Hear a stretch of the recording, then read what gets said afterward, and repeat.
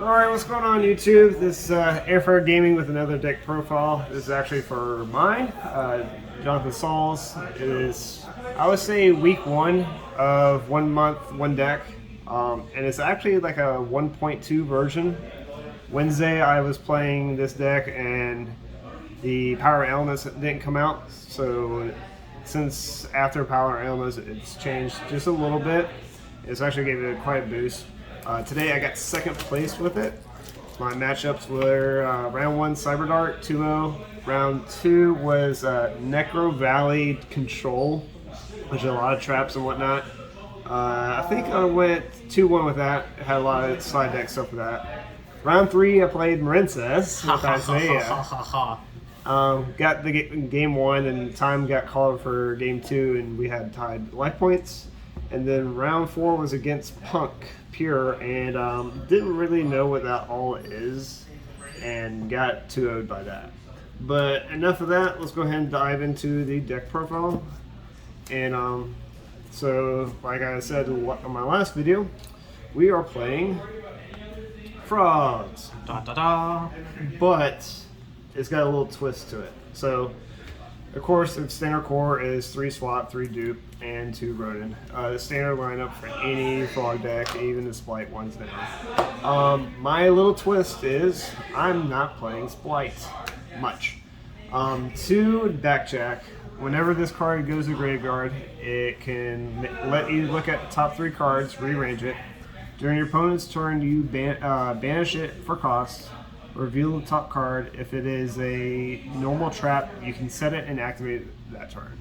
So you can link this off, link 1, or discard it with other cards in your deck to kind of get the effect.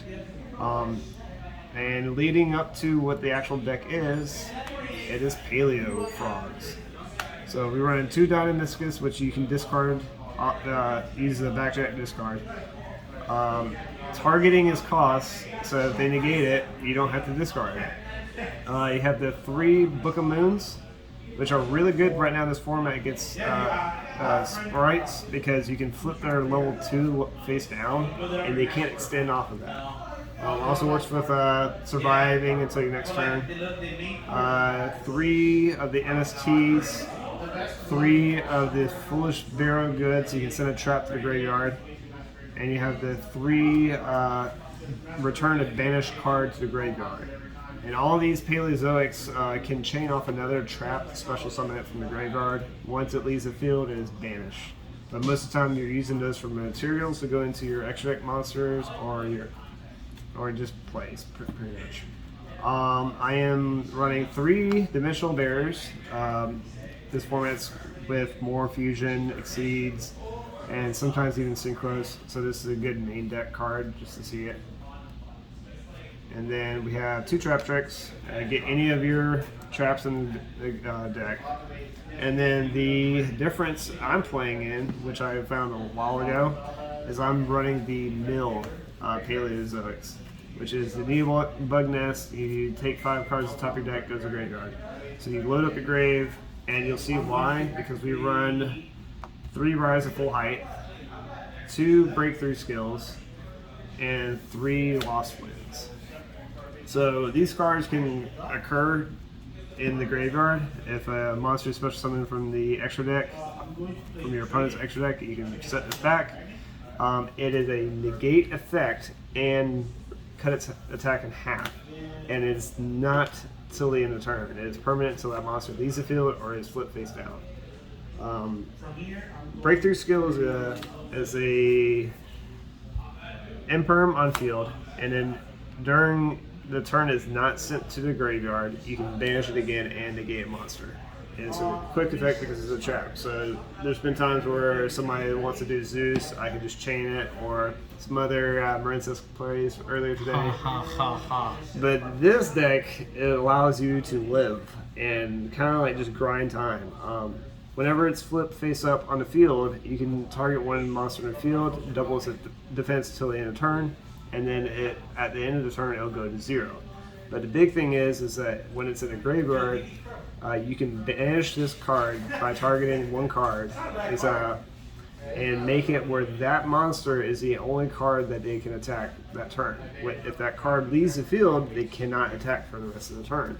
So you pair this up with like Toad or anything like that where to try and get rid of your monster, you just chain this, target that, and that monster leaves, they can't do damage. It's like a threatening war almost. For the extra deck, again, I'm playing frogs, but a little bit of difference in there. Right now I'm running the 2 Opabania. I might change this ratio, maybe have another monster in here for this. It's unaffected by monster effects, which is really good, especially with the trap cards. All Paleozoics are unaffected by monster effects. Everybody thinks that their towers are unaffected by your opponent's card effects. They're unaffected by all monster effects. I've seen so many people try to ash this when I detach a material to search for a Paleozoic. It still resolves, and they try to pick up their ash, and you can't do that. It resolves with effect, but it does not negate the monster effect. So yeah, if it has a trap card, you can detach 1 material to search any Paleozoic. While this card is face up on the field, you can activate Paleozoics from your hand. So you have MSTs, Book of Moons, all that stuff. The 1 Amakarius, this is the Trident of the archetype. It does take 3 level 2 monsters to do. So you can detach 1 material, destroy 1 card, period. If a trap card is sent from your field to the graveyard, you can reveal the top card of your deck. If it is a trap card, a normal trap card, you can add it to your hand. So those are pretty good effects, still unaffected by monster effects. Paleozoic. We have the Cat Shark, because you can probably already tell what is coming up soon. Detachment material, it doubles attack, and then if it has a water effect, it can't be destroyed by battle. I believe, yes. And then we run the 2 Toads. Yeah, honestly, you only need to run 2 Toads. 3 is a little bit more. If you're getting down to your last Toad in the extra deck, you just put it back with its own effect. Omni-negate by triggering a water monster on the field or in your hand. Typically, you're going to do it itself. That way, the only thing that can stop it is a call by. We play the 1 Sky Century Centaura. This outs Dragoon. You can bounce it back during the damage step. The new guy, which I'm testing out today, which is the number 45, it allows you to negate a monster that's on the field, and as long as those monsters are on the field, this one and the one you targeted, other monsters with that same name can't activate effects. So it's really good for like Swamp Frog or anything like that, or even Splites or Tier Elements. Downer Magician and Zeus. Believe it or not, Zeus and Paleos do mix, because Zeus can send all cards on the field to the graveyard, but Paleos are unaffected by card effects. So that's a good combo. Now my links, I'm running 1 Salamangreat Almirage. If you do happen to go into Backjack, you can link it off. Or the big plays are the Swamp Frogs. You special summon it, send, bounce it back, you normal summon, send again, and then you link it off for Almirage. Now you have 2 materials for your 2 Ronin Tones that you set in the grave. So you can do your plays. With that being said, I am playing the Link 2 Amakarius, the Link 2 Paleozoic. This actually has a good synergy with the side deck card line. Once per turn, you can target 1 set card on the field, any of them, your opponent's or yours, send it to graveyard. You can set a Paleozoic from your deck to your side of the field, and you can activate it that turn. While it's in the graveyard, you can banish it to protect your back row. So actually, good synergy with the side deck card of mine. It was anti-spell, so you're playing against a lot of spell cards. They can have to set it, and you just send them. 1 Cerberus, a Link 2 generic that outs most monsters in the main monster zones. And then the other thing I'm playing in here are Splites. So I'm playing 1 Gigantic and 1 Elf. They allow you to extend. This one special summons a frog from the graveyard, this one from the deck. It allows you to just keep on going and just keep on chucking. If you have an Elf on the field and your Toad's pointing, it's pointing to totally awesome. They can't target it with Imperm. And that's the extra deck. Now for the side deck, a little spiciness of it. This deck has a problem going second. So we do 1 Papertops, 2 chicken balls, and 2 alphas. You can run 3 and 3. I like to run 2 and 2, so I have more flexibility in my side deck. These are good for any heavy spiked. This one, people have to react when this comes out. It's 2600 and it can pop 1 card. And the same thing with this. It's a 3K that special summons. It can balance itself and in 1 card, and it can come right back out. The special summon is not once per turn.